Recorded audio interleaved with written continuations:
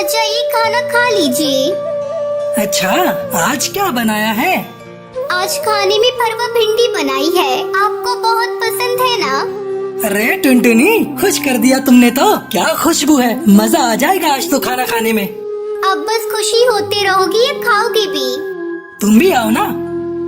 तब तक आप लोग हमारे इस वीडियो को लाइक और अगर आपने हमारे चैनल को सब्सक्राइब नहीं किया है तो जल्दी से सब्सक्राइब कर लें और कमेंट सेक्शन में जरूर बताएं कि आपको हमारी ये कहानी कैसी लगी।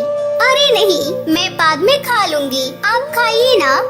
अरे बाद में नहीं, आ जाओ मेरे साथ खाओ। कालू और टुनटुनी की शादी को 5 साल हो गए थे। वो दोनों एक दूसरे से बहुत प्यार करते थे। कालू एक किसान था और खेती बाड़ी करके अपना गुजारा करता था। कालू दिन भर अपने खेत में काम करता और टुनटुनी घर संभालती। खाना खाने के बाद टुनटुनी कालू को घूर कर देखती रही। अरे क्या हो गया, ऐसे क्यों देख रही हो? देख रही हूँ कि आप दिन भर कितनी मेहनत करते हो और आपकी इस मेहनत का फल कोई और ही ले जाता है। अच्छा, वो सरपंच की बात कर रही हो? अब बात तो साफ है ना टुनटुनी, कर्जा लिया है तो पटाना तो पड़ेगा ही ना। बोलो। मैं सरपंच की बात नहीं कर रही हूँ, मैं तो उस बंटी कबूतर की बात कर रही हूँ। सारा दिन मेहनत आप करते हो और सारा मुनाफा वो लेता है। अरे तो इसमें अब मैं क्या करूँ? खेती बाड़ी छोड़कर उस बंटी की तरह सब्जी बेचने लग जाऊँ क्या? हाँ तो उसमें बुराई ही क्या है, और उसके लिए खेती छोड़ने की भी कोई जरूरत नहीं है। मैं तो बस ये कह रही हूँ कि जो सब्जी आप उगाते हो उसे आप खुद ही जाकर बेचा करो ना। अच्छा, और खेती बाड़ी कौन देखेगा? अरे आप ही देखोगे और जरूरत पड़ी तो मैं मदद कर दिया करूँगी। देखो, चाहे थोड़ी कम ही खेती कर लो पर अपनी सब्जी आप खुद ही बेचो। मुझे एक बात बताओ जरा, इस बार वो बंटी टमाटर कितने में लेकर गए आपसे? अब 50 किलो निकले थे तो वही 5 रुपए के हिसाब से लेकर गया था वो। हे भगवान, आपको पता भी है कि बाजार में इस समय टमाटर का क्या भाव चल रहा है? वो आपके ही टमाटर पूरे 5 गुना महंगे बेच रहा है बाजार में। अरे पर मुझे नहीं आता ये दुकान चलाना। चलाने को कौन कह रहा है? बस आप अपनी सब्जी लेकर बाजार में बैठ जाओ, लोग अपने आप आएंगे आपके पास सब्जी खरीदने के लिए। अब ठीक है, इस बारे में हम बाद में बात करेंगे, अभी तुम घर जाओ। टुनटुनी खाने का डिब्बा लेकर घर चली गई, लेकिन उसके जाने के बाद कालू बहुत देर तक उसकी बात पर सोच विचार करता रहा। टुनटुनी ने बात तो ठीक ही कही थी, पर कालू को सरपंच कड़कनाथ सेठ का ख्याल आया। दरअसल कालू के पिता ने अपने बुरे समय में कई साल पहले कड़कनाथ सेठ से उधार लिया था, जिसके बदले में कालू का आधा खेत सरपंच के पास गिरवी पड़ा हुआ था। कालू अपना खेत वापस तो पाना चाहता था, पर सरपंच से खेत छुड़वाने के लिए उसके पास पैसे नहीं थे, इसलिए वो हर महीने किश्त के तौर पर एक रकम सरपंच को देता था। फिर अगले दिन, भैया कुछ पूछना था आपसे। हाँ भैया बताओ। मैं एक किसान हूँ, सोच रहा हूँ कि कल से मैं अपनी सब्जियाँ यहीं बेचने लगूँ खुद से। हाँ हाँ बढ़िया, पर इसके लिए तुम्हें सरपंच जी से पूछना पड़ेगा और उन्हें यहाँ का टैक्स भी देना पड़ेगा। टैक्स? पर वो किस लिए? अरे ये जो तुम पूरा चबूतरा देख रहे हो ना, जिस पर पक्षी सामान बेच रहे हैं, असल में ये सरपंच के खेत पर बना हुआ है और ये चबूतरा भी उसी ने बनवाया है। हमारी मजबूरी है, इसलिए हम सबको यहीं बैठना पड़ता है। रोज के 50 रुपए देने पड़ते हैं उस सरपंच को, और अगर ये पैसे नहीं दिए तो उसके गुंडे आकर मारपीट पर उतारू हो जाते हैं। अरे ये तो बड़ी नाइंसाफी है भैया। है तो सही, पर क्या कर सकते हैं, अब जो है मैंने तुम्हें बता दिया। कालू का वो मुरझाया हुआ चेहरा लेकर अपने घर चला आया। उसने टुनटुनी को सारी बात बता दी। टुनटुनी ने कुछ देर तक अपना दिमाग लगाया और फिर बोली, सुनो, मेरे पास एक तरीका है। अब क्या? बोलो तो। हमारे जंगल के सबसे नजदीक का जंगल है सुंदरवन। आप वहाँ जाकर भी तो अपनी सब्जियाँ बेच सकते हो, वहाँ ये सब चक्कर नहीं है। मेरी एक सहेली रहती है, उसका पति गोलगप्पे का ठेला लगाता है, उसे तो कोई टैक्स नहीं देना पड़ता। अच्छा, अगर ऐसा है तब तो ये सही रहेगा, लेकिन एक समस्या है, सुंदरवन तक जाने के लिए कोई सड़क नहीं है, तो मैं रोज वहाँ जाऊँगा कैसे? सड़क नहीं है पर नदी तो है ना। देखो, जिस नदी के किनारे हमारे जंगल बसा है, सुंदरवन भी तो उसी नदी के दूसरे छोर पर बसा है। अब बस आपको एक नाव बनानी पड़ेगी वहाँ तक जाने के लिए।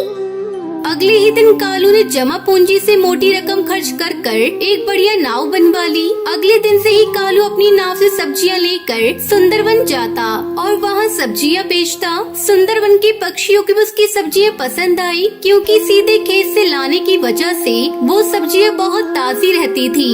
साथ ही कालू सब्जियों के दाम कम ही लेता था। तो इस तरह कालू टुनटुनी के दिन बदलने लगे। फिर कुछ दिनों के बाद कड़कनाथ सरपंच कालू के घर आया। सुना है आजकल बड़े नोट छाप रहा है। कहाँ सरपंच जी, बस 2 पैसे बच जाते हैं। मालिक, ये इस महीने की किश्त है। अब मैं चलता हूँ, मुझे थोड़ी जल्दी है। अरे रुक तो सही, कहाँ की जल्दी है? वैसे दिमाग तो खूब लगाया तूने, टैक्स नहीं दिया। चल कोई बात नहीं, पर अपना उधार तो चुका भाई, जो तेरे बाप ने मुझसे लिया था। अब चुका तो रहा हूँ सरपंच जी, हर महीने किश्त देकर जाता हूँ आपको। देख अब बहुत हुआ, या तो तू मेरे पूरे पैसे एक साथ लौटा, वरना अपना खेत मेरे नाम कर दे, समझा? पर सरपंच जी। पर कुछ नहीं, 3 दिन का वक्त दिया है तुझे। जाकर पैसों का इंतजाम कर, वरना अपना खेत भूल जा, समझा? असल में सरपंच कालू से चिढ़ गया था। उसे इस बात से तकलीफ थी कि कालू उसके बाजार में सब्जी क्यों नहीं बेच रहा है, इसलिए वो उसे परेशान कर रहा था। उधर कालू को जब कोई उपाय नहीं सूझा तो उसने तय कर लिया कि वो आधी गिरवी रखा खेत सरपंच के नाम ही कर देगा।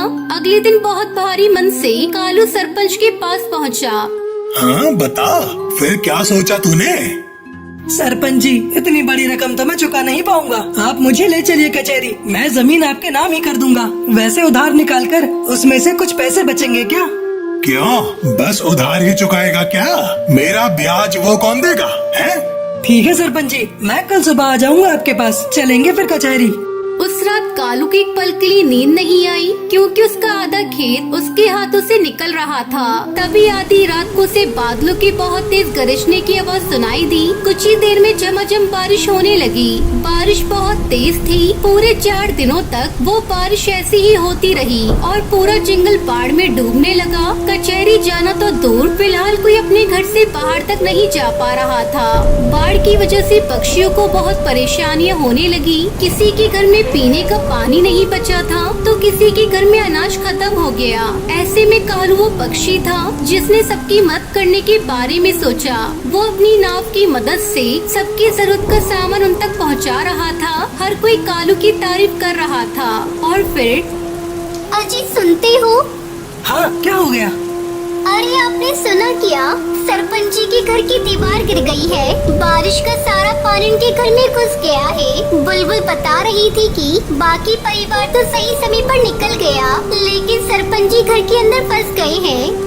इतना सुनते ही कालू ने तेजी से अपनी नाव चलाई। उसने जाकर देखा तो वाकई सरपंच पानी में डूबा खड़ा था।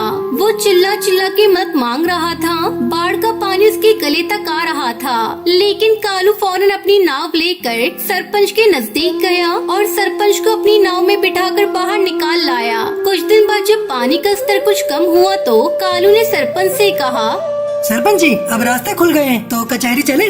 बस करो कालू, मेरी आंखें खुल गई है भाई। मैंने तुम्हें और तुम्हारे बाबा को बहुत परेशान किया, पर फिर भी तुमने मेरी जान बचाई। मुझे माफ कर दो। और रही बात उस खेत की, तो वो हमेशा से तुम्हारा था और आगे भी तुम्हारा ही रहेगा। और हाँ, एक बात और, तुम्हें अब गांव में जहाँ और जैसे सब्जी बेचनी है तुम बेच सकते हो, बिना किसी टैक्स के।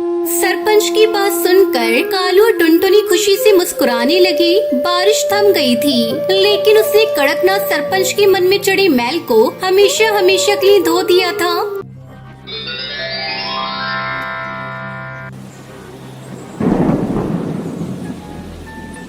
सुंदरवन के जंगल में कालू कौवा अपनी पत्नी टुनटुनी के साथ रहता था। वो एक मजदूर था। दिन भर काम करने के बाद उसे जो पैसे मिलते थे उसे वो अपने दोस्तों के साथ मिलकर शराब में उड़ा दिया करता था। एक दिन शराब पीकर जब वो घर आया तब टुनटुनी उससे कहती है, क्यों जी, कल तो तुमने कहा था कि तुम शराब को भागी नहीं लगाओगे, लेकिन आज फिर से पी कर आ गए। तुम्हारी एक बेटी भी है, कभी तुमने अपनी बेटी के बारे में सोचा है? जब सुनहरी पैदा हुई थी तब हमने क्या क्या सपने देखे थे उसके लिए। तुम्हें पता है, अब मैं फिर से माँ बनने वाली हूँ। तब तक आप लोग कमेंट में बताएं 91 इंटू 4 कितने होते हैं। कालू कौवा टुनटुनी की बातों को अनसुना कर देता है और सो जाता है। इस तरह कुछ दिन बीत जाते हैं और फिर टुनटुनी एक और बच्ची की माँ बन जाती है। एक दिन टुनटुनी की छोटी बेटी पिंकी भूख से बिलख रही थी। कालू जी, अपनी बिटिया बहुत देर से रो रही है, उसके लिए बाजार से थोड़ा दूध ला दो। कालू कौवा बाजार से दूध लाकर टुनटुनी को देता है और उससे कहता है, टुनटुनी, मैं सोच रहा हूँ क्यों ना हम लोग दिल्ली चलें। वहाँ जाकर मैं कोई काम धंधा करूँगा और अपने दोस्तों से भी दूर रहूँगा, तो मेरी शराब की लत भी छूट जाएगी। बात तो आप सही कह रहे हैं, लेकिन हम लोगों के चले जाने के बाद घर की देखरेख कौन करेगा? उसकी चिंता तू मत कर टुनटुनी, मैं कोई ग्राहक देखकर अपने दिल्ली जाने से पहले इस घर को बेच दूंगा। ठीक है जी, अगर आपका यही विचार है तो मैं इसमें कोई दखल नहीं दूंगी, तुम घर को बेच दो। इस तरह कालू अपना घर बेच देता है और टुनटुनी के साथ अपनी बेटियों को लेकर दिल्ली पहुंचता है। तुम लोगों को भूख लगी होगी, यही बैठो, मैं अभी तुम लोगों के लिए भोजन लेकर आता हूँ। इतना कहकर कालू टुनटुनी और बेटियों को वहीं छोड़कर भोजन लेने के लिए चला जाता है। काफी देर तक जब वो वापस नहीं लौटता तब टुनटुनी सोचती है, ऐसा लगता है वो हम लोगों को छोड़कर भाग गए हैं। हे भगवान, अब मैं क्या करूं? अपनी फूल सी बेटियों को लेकर कहां जाऊं? मेरे पास में फूटी कौड़ी भी नहीं है। सारा पैसा उन्होंने अपने पास ही रखा था। मैंने तो अपने पति पर भरोसा किया, लेकिन उसने मुझे बहुत बड़ा धोखा दिया है, धोखा। टुनटुनी की दोनों बेटियां भूख से बिलख रही थी। ये सब टुनटुनी से देखा नहीं जा रहा था। वो एक यात्री पक्षी के पास जाती है। माँ जी, क्या मैं आपका सामान उठाकर ट्रेन में रख दूं? टुनटुनी उस यात्री पक्षी का सामान ट्रेन में पहुंचा देती है और उसे 10 रुपए मिलते हैं। पैसे लेकर वो अपनी बेटियों के लिए समोसे खरीद कर लाती है। ये लो मेरी बच्चियों, इन समोसों को खा लो और यहाँ पर बैठना। मैं आज से स्टेशन पर कुली का काम करूँगी और तुम दोनों को पालूंगी। मम्मा, ये समोसा तो बहुत ही स्वादिष्ट है, आप कल फिर से इसे लेकर आना। नहीं पिंकी बेटा, रोज रोज समोसे खाना अच्छी बात नहीं। मैं कल से तुम लोगों के लिए भोजन बना दूंगी। चलो तुम दोनों यहाँ आराम करो, मैं काम पर जा रही हूँ।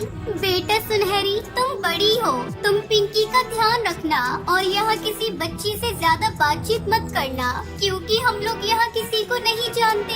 ये शहर भी नया है और ये जगह भी, और अगर तुम्हारे पापा आ जाए तो उन्हें बिठाकर यहाँ रखना और उनके साथ इधर उधर मत जाना। टुनटुनी अपनी बेटियों को समझाकर रेलवे स्टेशन से चली जाती है। 2-4 दिन बाद वो एक पेड़ पर अपना घोंसला भी बना लेती है और उसी में अपनी बेटियों के साथ रहने लगती है। कुछ दिन बाद टुनटुनी को ढूंढते हुए कौवा पुलिस आती है और उसे बताती है, कालू तुम्हारा कौन था? जी, वो मेरे पति थे। हम गांव से अपना घर बेचकर शहर में काम की तलाश में आए थे। अच्छा, हमें ये बताते हुए बड़ा दुख है कि उनकी मौत दिल्ली की सड़कों पर दौड़ती हुई डीटीसी बस से हो गई है। उनके पास ये कुछ पैसे मिले थे जो हम आपको लौटाने आए हैं। टुनटुनी उन पैसों को ले लेती है और उसे कालू के जाने का बहुत दुख होता है, लेकिन वो करती भी क्या, इसलिए वो कुली का काम करके बहुत खुश थी और खुशी खुशी अपनी बेटियों के साथ रहने लगती है।